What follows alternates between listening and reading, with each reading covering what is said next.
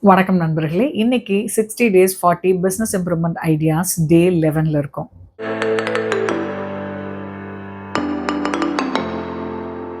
ஒரு ஸ்ட்ராட்டஜி என் ஃப்ரெண்டுக்கு ஒர்க் ஆச்சு. எனக்கும் ஒர்க் ஆகுமா?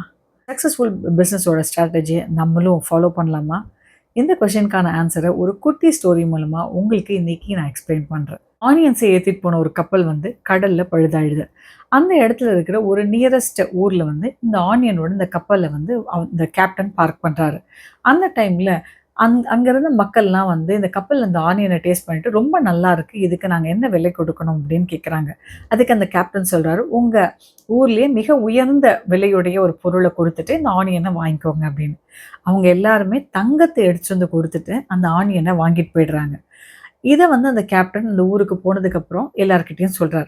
அப்ப இன்னொரு ஒரு பிசினஸ்மேன் சொல்றாரு, "என்னுடைய பூண்டுகளையும் உங்க கப்பல்ல ஏத்திட்டு போங்க. அங்க இதே மாதிரி ஸ்ட்ராட்டஜி வச்சு அத எனக்கு வித்து குடுங்க" அப்படின்னு கேட்கிறாரு.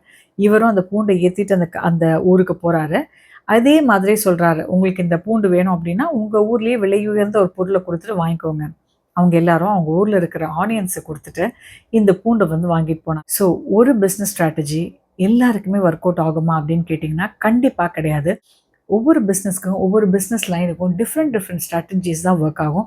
அதனால என் ஃப்ரெண்ட் இத மாரி ஃபாலோ பண்ணாங்க, நான் இந்த மாரி ஃபாலோ பண்றேன் அப்படின்னு சொன்னீங்கன்னா, அது உங்க பிசினஸ்க்கு சூட்டபிளா இருக்குமா அப்படின்னு தெரிஞ்சுக்காம அத நீங்க ஃபாலோ பண்ணாதீங்க. இந்த மாதிரி business improvement ideas and inspiring business ஸ்டோரீஸ்க்கு தகவல்கள் இலவசம் யூடியூப் சேனல சப்ஸ்கிரைப் பண்ணுங்க. மீனா சதீஷ் இன்ஸ்டாகிராம் ஹேண்டில ஃபாலோ பண்ணிக்கோங்க. இன்னும் ஒரு இன்னோவேட்டிவ் ஐடியாவோட உங்கள டே 12ல சந்திக்கிறேன். நன்றி.